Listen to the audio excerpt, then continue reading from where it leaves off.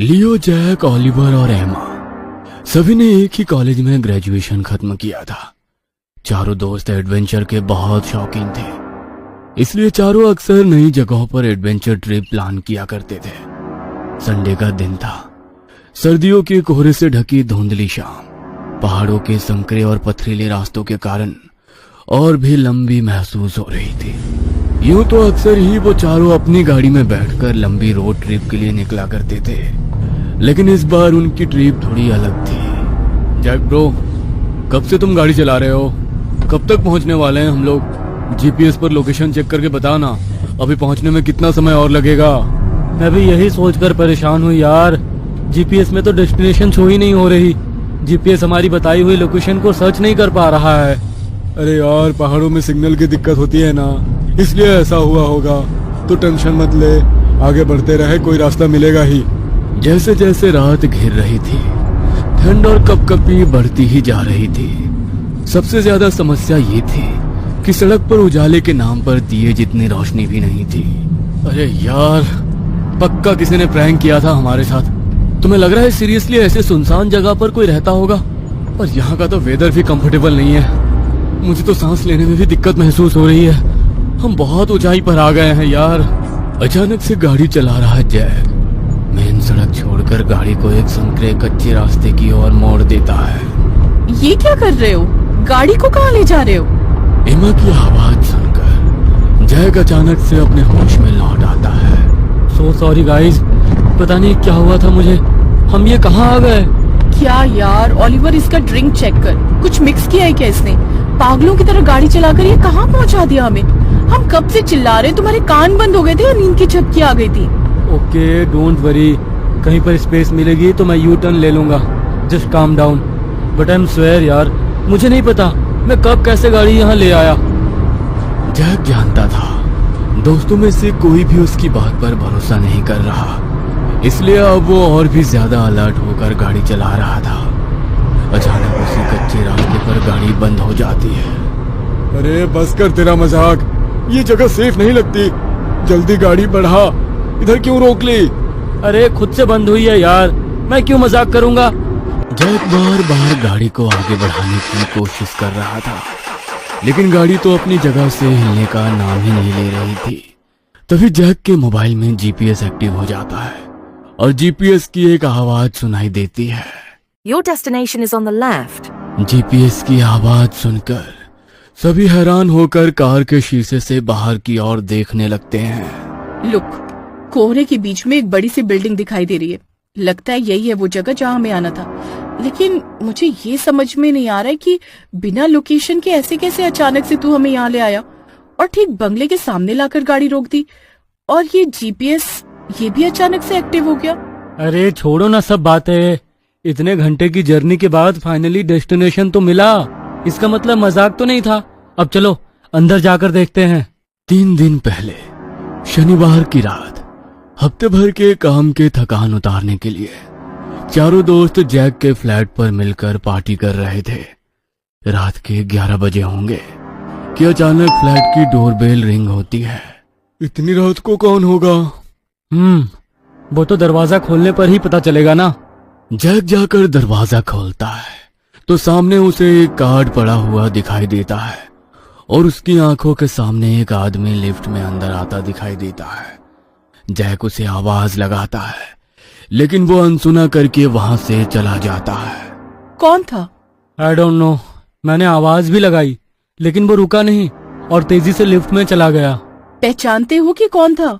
नहीं तो वैसे भी उसने एक बहुत बड़ा सा हैट लगाया हुआ था, चेहरा तो दिखाई ही नहीं दिया। स्ट्रेंज। नहीं। ओके, पढ़ो, आखिर ऐसा क्या है इस कार्ड में जिसके लिए रात के 12 बजे उसने बेल बजा दी? लियो की बात सुनकर चारों बैठकर उस कार्ड को पढ़ने लगते हैं। शिकागो का फेमस मैजिशियन रोनाल्डो एक ट्रूथ एंड डेयर गेम खेल रहा है, जिसमें कुछ सिलेक्टेड लोगों को इनवाइट भेजा जा रहा है, और गेम के डिस्क्रिप्शन में लिखा है game of spirits, life and death. ये कैसी बात हुई? बहुत फेमस मैजिशियन है, बहुत पैसा है इसके पास। अपने को क्या है, लिखा है ना जीतने वाले को $1 मिलियन इनाम है। क्या बोलते हो यार, कर लिया जाए एडवेंचर? तुम लोगों को कुछ अजीब नहीं लग रहा? इनविटेशन दिन में भी तो दिया जा सकता था। रात के 12 बजे इतने अजीब तरीके से कौन इनवाइट करता है? यार इस रोनाल्डो के बारे में ना मैंने बड़ी अजीब अजीब बातें सुन रखी है। लोग बताते हैं कि नॉर्मल नहीं है ये इंसान। अच्छा, तुम हमें डराने की कोशिश कर रहे हो क्या? लेकिन मैं एक बात बताऊं, मैं नहीं डरने वाली। ठीक है, मैं जा रही हूँ। तुम जाओगी तो मैं भी चलूंगा। गाड़ी कौन चलाएगा? मुझे तो चलना ही पड़ेगा। हाँ, मेरे बिना कौन सा मन लगने वाला है तुम्हारा। चलो मैं भी आता हूँ। चारों दोस्त कार्ड पर लिखी वेबसाइट पर जाकर खुद को रजिस्टर करते हैं और अगले ही दिन उन्हें कंफर्मेशन मिल जाता है। साथ में $100 एडवांस भी अकाउंट में आ जाता है। एडवांस अमाउंट आते ही वो चारों इस गेम का हिस्सा बनने के लिए अपना मन पक्का कर लेते हैं। अगले दिन सभी लोग ठंड से कपकपाते हुए आउट हाउस के अंदर पहुंचते हैं।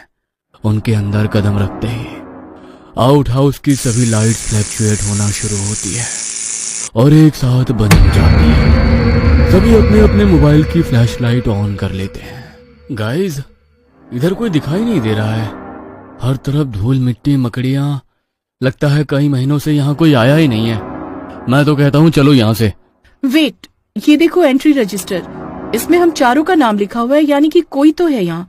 और ये देखो मैरी की एंट्री, 1 महीने पहले वो भी आई थी यहाँ। एमा अभी रजिस्टर देख ही रही थी कि तभी जैक के मुंह से एक चीख निकल जाती है, जिसे सुनकर सभी दौड़कर उसकी तरफ जाते हैं। क्या हुआ?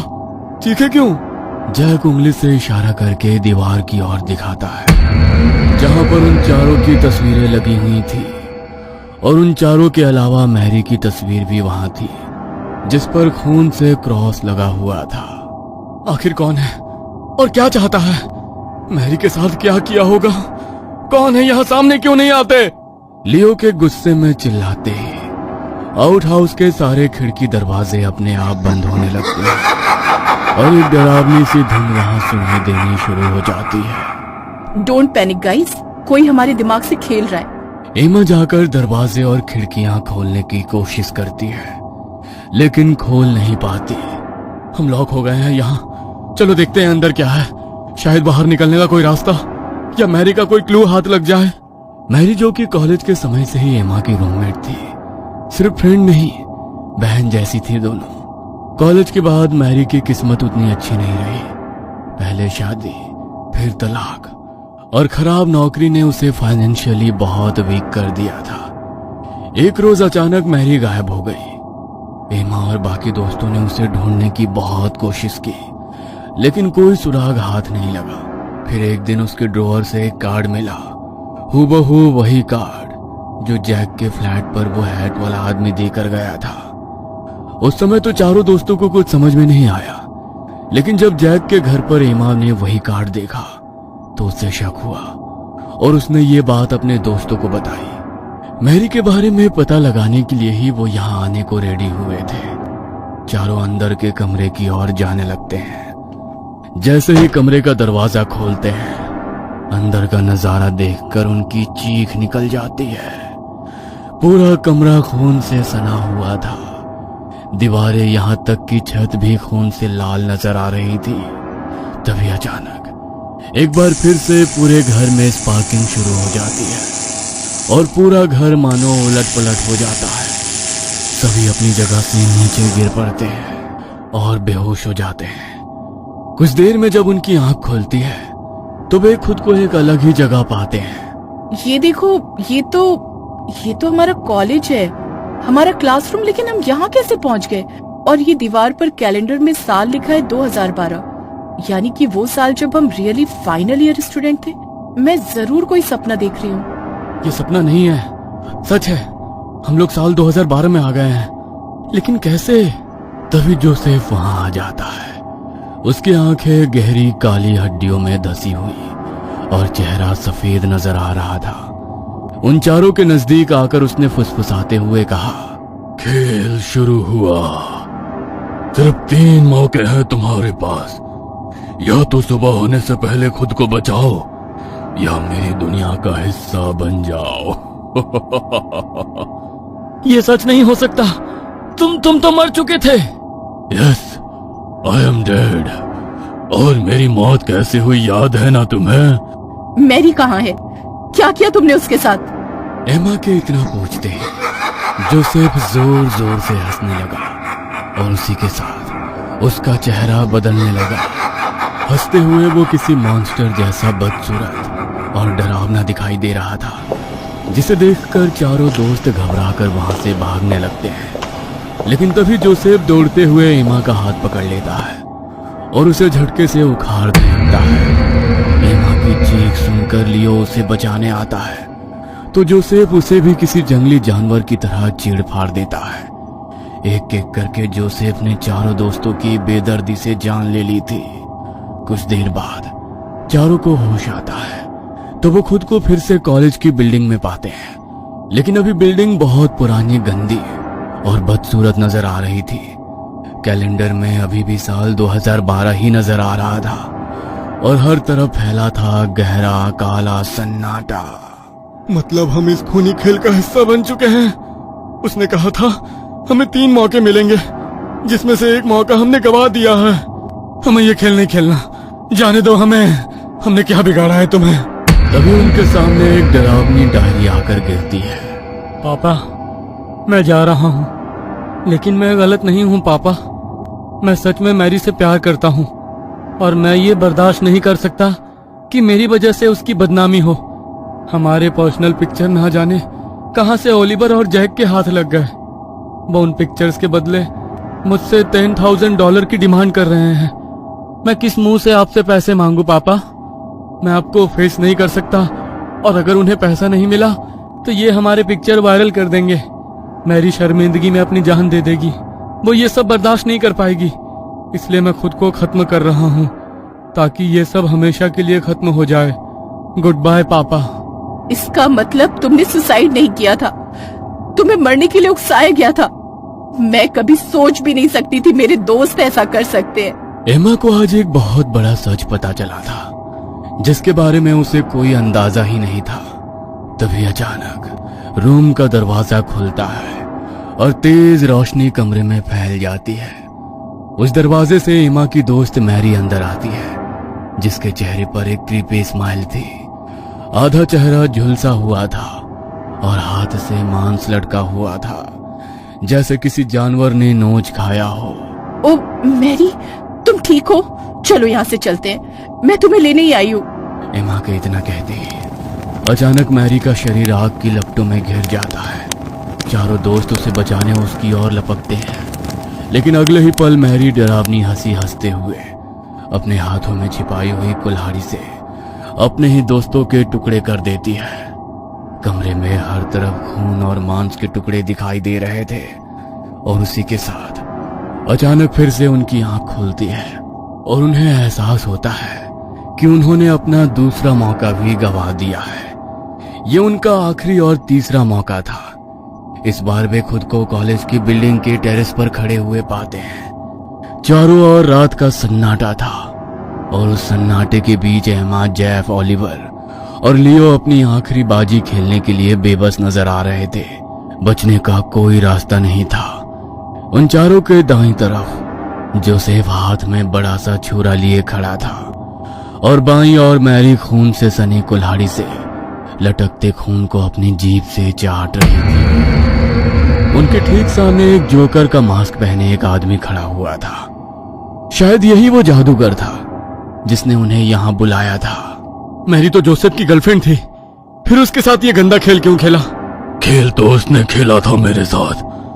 मैं तो जैक और ओलिवर को ही अपना कातिल समझता था, लेकिन बाद में मुझे पता चला कि मेरी असली कातिल तो ये मैरी है। ये तीनों जानते थे कि मेरे पापा के पास बहुत पैसा है। अपनी अय्याशियों के लिए पैसा निकलवाने के लिए पहले मैरी ने मेरे साथ प्यार का नाटक किया और फिर वो सब तस्वीर दिखाकर मुझे इमोशनल ब्लैकमेल किया। इन तीनों को तो यही लगा था कि मैं अपने पापा से पैसा लाकर इनके हाथ में रख दूंगा, लेकिन मेरी मौत से इनका खेल पलट गया। मैरी को तो उसके किए की सजा मिलनी ही थी। पैसों के लिए वो इस खेल में शामिल होने के लिए अकेले यहाँ चली आई और अब वो भी मेरे साथ इसी खेल का हिस्सा है। मैं सिर्फ ट्रिक्स दिखाकर हंसाने वाला जादूगर नहीं, अपने जादू से एक नई दुनिया बनाई है मैंने, जिसमें सबको उनके कर्मों की सजा मिलेगी। जोकर अभी बात कर ही रहा था कि तभी जैक और ओलिवर को अपने सामने आउट का खुला हुआ दरवाजा दिखाई देता है। जैक, यही मौका है, अपनी जान बचाकर भाग। ओलिवर और जैक बिना कुछ सोचे समझे दरवाजे की ओर दौड़ लगा देते हैं। रुक जाओ Jack, Jack no no, Oliver ये क्या हो गया? जैक और ओलिवर के हड्डियों का चूरा बन गया था और उसी के साथ उनकी तीसरी और आखिरी लाइफ खत्म हो गई थी। मार डालो, हमें भी खत्म कर दो। क्यों तड़पा रहे हो? एक बार में खत्म करो सब। मैरी कम ऑन, किल मी। अचानक एमा और लियो एक बार फिर बेहोश होकर गिर पड़ते हैं। अब की बार उनकी आंख खुलती है तो वे देखते हैं कि रात 3 बज चुकी है और आसमान में रोशनी की किरण फूटती नजर आ रही है। वो अपनी गाड़ी के बाहर पड़े हुए हैं। अब उनके सामने ना कोई आउट हाउस था और ना ही जैक और ओलिवर, ना ही मैरी, ना जोसेफ। खेल खत्म हो गया था। एमा और लियो नहीं जानते थे कि वे अपनी जिंदगी की जंग जीतने की खुशी मनाए या अपने दोस्तों को हार जाने का दुख, मौत के खेल में अपने को खो जाने का गम दिल में लिए वो गाड़ी स्टार्ट करके वहां से निकल जाते हैं। रात के 2 बजे जब पूरी दुनिया नींद में डूबी होती है, कुछ स्टेशन ऐसे होते हैं जो जागते हैं, इंतजार करते हैं अपने अगले शिकार का। दोस्तों, ये कहानी है राजीव और शालिनी की, जो एक रात एक सुनसान स्टेशन पर उतरे, लेकिन उन्हें नहीं पता था कि उनका ये सफर जिंदगी भर का सबसे डरावना अनुभव बन जाएगा। शिवनाथपुर रोड, एक नाम जो शायद नक्शों से मिट चुका है, लेकिन उन लोगों की चीखों में अब भी जिंदा है जो वहां आखिरी बार देखे गए थे। धीरे धीरे रात गहराती जा रही थी और उस स्याह रात को चीरती हुई एक ट्रेन तेजी से दौड़ रही थी। आमतौर पर रातें शांति से भरी होती हैं, लेकिन वो ट्रेन जैसे किसी डरावने रहस्य को अपने साथ ले जा रही हो। ट्रेन के अंदर बैठे राजीव और शालिनी बेहद बोर हो चुके थे। क्यों ना होते, वो ट्रेन जो शाम 5 बजे पहुंचनी थी, रात के 2 बजे तक भी स्टेशन पर नहीं पहुंची थी। शालिनी झुंझलाते हुए बोली, ये इंडियन ट्रेन भी ना, पक गई हूँ राजीव यार। राजीव भी थक चुका था। वो बोला, मैं भी पक गया हूँ यार, लेकिन हमारे पास ऑप्शन क्या था? शालिनी ने फिर से याद दिलाया। मैंने कहा था ना फ्लाइट ले लो। राजीव ने मुस्कुराते हुए जवाब दिया, यार 19 हजार का टिकट, बजट ही बिगड़ जाता। शालिनी ने खिड़की से बाहर देखा और फिर थोड़ी असहज होकर बोली, आज कुछ अजीब लग रहा है। डिब्बा इतना खाली क्यों है और ये ट्रेन इतनी रुकी क्यों है इतनी देर से? तभी प्लेटफॉर्म के स्पीकर से एक आवाज गूंजी, यात्रीगण कृपया ध्यान दें, तकनीकी खराबी के कारण ये ट्रेन आगामी सूचना तक यहीं रुकेगी। कृपया सभी यात्री प्लेटफॉर्म पर उतर जाएं। ये स्टेशन कौन सा है? शिवनाथपुर रोड, मैंने तो कभी नहीं सुना। गूगल मैप पर भी नहीं आ रहा, ना लोकेशन दिख रही है, ना इंटरनेट काम कर रहा है। ट्रेन रुक चुकी थी। बाहर का प्लेटफॉर्म एकदम सुनसान पड़ा था। स्टेशन की लाइटें झपक रही थी, जैसे किसी ने उन्हें जबरन जिंदा रखा हो। हर 2 सेकंड में एक बल्ब बुझता और फिर कांपती हुई रोशनी वापस लौटती। ना कोई कूली, ना कोई आवाज, ना ही किसी स्टेशन मास्टर की मौजूदगी। चारों ओर बस घनी धुंध पसरी थी और दूर कहीं से आ रही थी कुत्तों की मध्यम बेचैन कर देने वाली भौंक। राजीव ने बैग उठाते हुए शालिनी से कहा, घबराने की जरूरत नहीं, शायद वाकई कोई तकनीकी दिक्कत हो, चलो नीचे देखते हैं। जैसे ही वे दोनों सीढ़ियों से प्लेटफॉर्म पर उतरे, एक अजीब सी सिहरन राजीव की गर्दन के पीछे से उतरकर रीढ़ तक चली गई। ना हवा थी, ना कोई हलचल, बस जैसे किसी ने पास खड़े होकर धीरे से सांस फूंक दी हो। अगले ही पल ट्रेन की सारी लाइट्स एक झटके में बंद हो गई और जैसे कोई सपना आंखों से फिसलता है, पूरी ट्रेन अंधेरे में लीन होकर गायब हो गई। राजीव और शालिनी एक दूसरे को देख रहे थे, स्तब्ध, जमे हुए और पूरी तरह अकेले। उनके पीछे अब कोई ट्रेन नहीं थी। सामने एक सुनसान स्टेशन, जिसकी दीवारों से धुंध रिस रही थी। शालिनी की आंखें डरी हुई थी, उसकी आवाज कांपी। राजीव, ट्रेन कहाँ गई? तुमने देखा? वो ऐसे कैसे जा सकती है?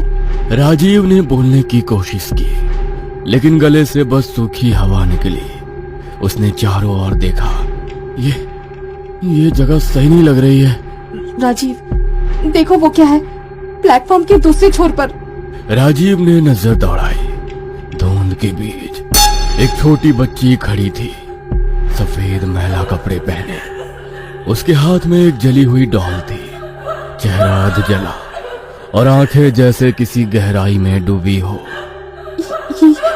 ये बच्ची कौन है? इतनी रात को अकेली? बच्ची ने एक पल के लिए राजीव और शालिनी की ओर देखा, फिर धीरे धीरे धुंध में पीछे हटने लगी और अगले ही पल गायब हो गई। लेकिन उसकी डॉल अब भी प्लेटफॉर्म पर खड़ी थी और उसमें से धुएं की हल्की लकीरें उठ रही थी, जैसे वो अभी अभी जली हो। ये क्या हो रहा है? ये सपना है या हम किसी मुसीबत में फंस चुके हैं? वे दोनों हक्के बक्के खड़े थे। कुछ समझ नहीं आ रहा था कि अभी अभी जो हुआ वो असल था या कोई भ्रम।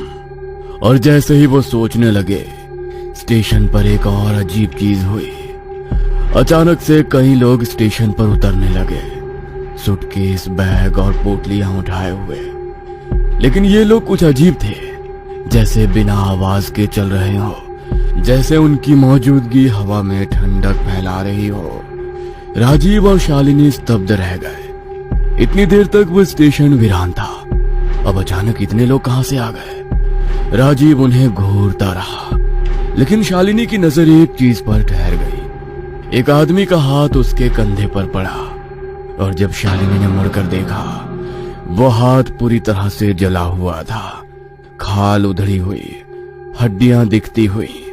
शालिनी के मुंह से फिर एक जोरदार चीख निकली। शालिनी की चीख के कुछ ही सेकंड बाद एक लाल कपड़ा पहने एक कूली उनकी ओर आता है।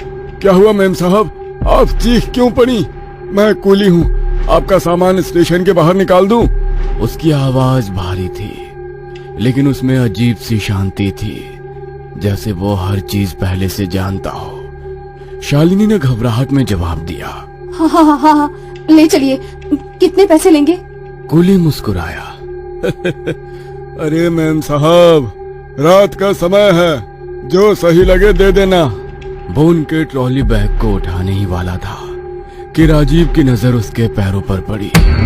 उसके पैर जमीन से कुछ इंच ऊपर थे। वो हवा में तैर रहा था, बिना जमीन को छुए। राजीव का चेहरा सफेद पड़ गया, उसका गला सूखने लगा। उसने शालिनी का हाथ कसकर पकड़ा और धीरे से कहा, शालिनी, यहाँ कुछ ठीक नहीं है, चलो यहाँ से। शालिनी ने भी जब उसके इशारे पर कूली के पैरों की ओर देखा तो उसकी आंखें फैल गई। वे दोनों बिना कुछ कहे तेजी से स्टेशन के बाहर की ओर दौड़ पड़े। लेकिन स्टेशन के बाहर भी राहत नहीं थी। घना अंधेरा और धुंध चारों ओर फैली हुई थी। ना कोई टैक्सी, ना ऑटो, ना ही कोई इंसान। शालिनी हाफते हुए बोली, राजीव, बाहर कुछ नहीं है, हम कैसे जाएंगे? रास्ता भी नहीं पता। राजीव ने फोन निकाला। मैं गूगल मैप ऑन करता हूँ, हमें किसी भी कीमत पर यहाँ से निकलना होगा। लोकेशन डालकर वे पैदल चलने लगे, लेकिन कुछ दूर चलने के बाद उन्हें लगा कि कोई उनके पीछे चल रहा है। शालिनी ने मुड़कर देखा, कुछ नहीं था, लेकिन डर अब उनके हर कदम के साथ बढ़ रहा था। और तभी स्टेशन पर जो लोग अभी ट्रेन से उतरे थे, वे अब उनके पीछे खड़े थे। उनकी आंखें लाल थी, चेहरों की खाल जली हुई और होठों पर अजीब सी मुस्कान।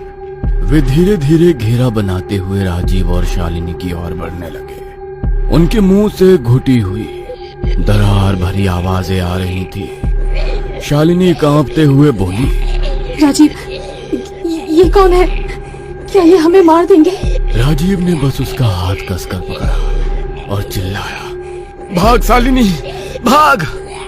दोनों जान बचाकर भागने लगे, लेकिन अचानक शालिनी का हाथ राजीव से छूट गया। राजीव पलटा और उसकी रूह कांप गई। वे जले हुए लोग शालिनी को खींच रहे थे। वो चिल्ला रही थी, राजीव, बचाओ, राजीव। राजीव वहीं रुक गया। शालिनी को वो किसी कीमत पर नहीं खो सकता था। उसने आंख बंद की, एक गहरी सांस ली और पूरी ताकत से उस भूतिया चेहरों की ओर दौड़ पड़ा। उसने एक लकड़ी का टुकड़ा उठाया और हमला किया, लेकिन हर बार जब वो हमला करता वे लोग धुएं में बदल जाते और अगले ही पल फिर सामने आ जाते, और भी ज्यादा डरावने रूप में। राजीव की सांसें तेज हो गई थी, चेहरा पसीने में भीगा हुआ था। तभी एक बूढ़ा आदमी सामने प्रकट हुआ। सफेद दाढ़ी, गहरी आंखें और चेहरे पर रहस्यमयी मुस्कान। उसने गंभीर आवाज में कहा, तुम्हें यहाँ नहीं आना चाहिए था। राजीव कुछ कह पाता उससे पहले ही वो फिर बोला, ये स्टेशन अभिशप्त है। जो भी यहाँ आता है वो कभी वापस नहीं जाता। राजीव की आंखें नम हो गई। उसने गिड़गिड़ाते हुए कहा, प्लीज हमें जाने दो। बुजुर्ग की मुस्कान और गहरी हो गई। बहुत देर हो चुकी है बेटा, अब कोई नहीं बचता। उसने आकाश की ओर देखा और बोला, बहुत साल पहले इस स्टेशन का नाम था शिवनाथपुर जंक्शन। बुजुर्ग आदमी की आंखों में एक अजीब सी नमी और डर था। उसने गहरी सांस लेते हुए बोलना शुरू किया, बहुत साल पहले इस स्टेशन का नाम था शिवनाथपुर जंक्शन। ये एक छोटा सा लेकिन व्यस्त स्टेशन था जो आसपास के 4 गांवों को जोड़ता था। रोजाना यहाँ सैकड़ों लोग आया जाया करते थे, किसान, मजदूर, व्यापारी और बच्चे भी। 21 मार्च 1942 वो रात जैसे इतिहास से मिट गई हो। उस रात एक विशेष ट्रेन आने वाली थी, 213 डाउन काल रात्रि एक्सप्रेस। ट्रेन सही समय पर प्लेटफॉर्म नंबर 3 पर पहुंची, लेकिन जब स्टेशन मास्टर माधव राव और कूली लोग यात्रियों को नीचे उतारने लगे तो हर डिब्बे में सिर्फ जले हुए शव मिले। राजीव और शालिनी स्तब्ध थे। बुजुर्ग की आवाज कांप रही थी, पर वो बोलते रहे। डिब्बों से धुआं निकल रहा था, अंदर से किसी और ही दुनिया की चीखें आ रही थी। कुछ कूलियों ने बताया कि खिड़कियों पर जली हुई उंगलियों के निशान थे, जैसे कोई बाहर निकलना चाहता था लेकिन बच नहीं पाया। माधव राव ने तुरंत अधिकारियों को खबर दी, लेकिन जब 5 टीम पहुंची ट्रेन वहां नहीं थी, गायब हो चुकी थी। और उसके 1 हफ्ते बाद स्टेशन मास्टर माधव राव ने आत्महत्या कर ली। उसने डायरी में लिखा था, ये स्टेशन अब पवित्र नहीं रहा। अमावस्या के दिन रात 2 बजे जो ट्रेन आती है वो मौत लाती है। मैंने ही उसका दरवाजा खोला था। अब कोई नहीं बचेगा। स्टेशन को बंद कर दिया गया। कुछ सालों बाद सरकार ने स्टेशन को फिर से चालू किया। नाम बदल कर दिया गया, शिवनाथपुर रोड, ताकि पुराने किस्से दब जाएं।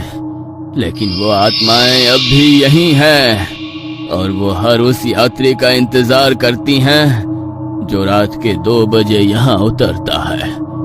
इतना कहते ही उसके चेहरे पर एक रहस्यमयी मुस्कान फैल गई और फिर वो धीरे धीरे धुएं में धुलकर गायब हो गया। सिर्फ उसकी हंसी हवा में तैरती रह गई। राजीव ने फिर पीछे मुड़कर देखा।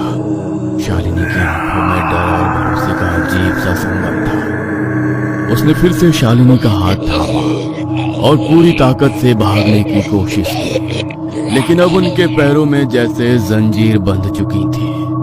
हर कदम भारी था, हर दिशा एक बंद रास्ता बन रही थी। अदृश्य शक्तियों ने जैसे उन्हें जकड़ लिया हो। थोड़ी ही देर में उनकी सारी शक्ति जवाब दे गई। राजीव और शालिनी जमीन पर गिरे पड़े। चारों ओर से वे भूतिया चेहरे, और जलते शरीर करीब आते जा रहे थे।